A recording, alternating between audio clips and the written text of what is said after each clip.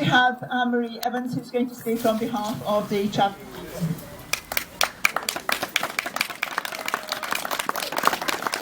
Hello, I'm Anne-Marie. I was born in the Midlands. My parents grew up there and bore witness as infrastructure and concrete replaced fields and trees, hedgerows and wildlife.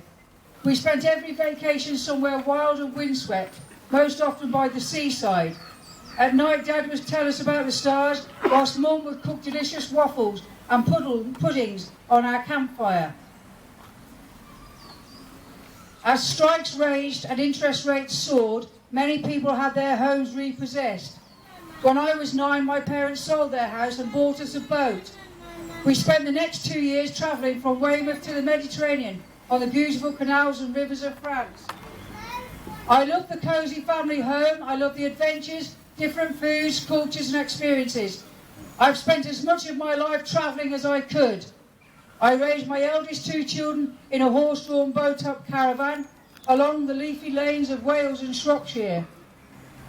My youngest 2 travelled Ireland and Europe with me in tents and trucks and caravans. My parents and I would have been criminalised by Section 4 of this PCSE bill. Residing or intending to reside on unauthorised land with any vehicle can trigger the arrest of anyone over 18. They can receive a fine of £2,500 and 3 months in prison.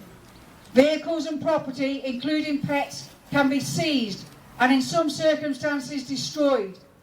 The homeless, parentless children will be swept up into the social services care system to be assimilated and estranged from their families and communities. I've heard that 2 amendments were put forward in the House of Lords. One was that an alternative stopping place was needed to be found for the travellers to be moved to temporarily. And another was that friends or family could be called to come and take people's homes and property to safety if arrests were to be made. Both of them were voted on. 171 for, 171 against. So Section 4 of this bill has passed without amendments. Shame, shame, disgusting. Unless the PCSE bill is voted down on the 17th of January, it will be our new authoritarian state law.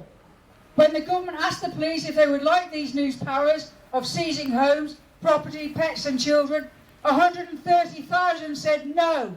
They asked for better pay and more officers.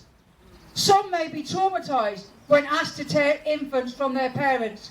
Others may be delighted. Systemic racism affects all minority groups: disabled, black, indigenous, people of colour, and Gypsy, Roma and Traveller. This is what's so difficult and terrifying. I have 6 beautiful grandchildren, and I should do everything I can to help secure a safe and hospitable future for them. And being locked up and being unable to be with them is a terrible threat. But we can't change the systems causing destruction without standing up and speaking out. Telling the truth should never be a crime.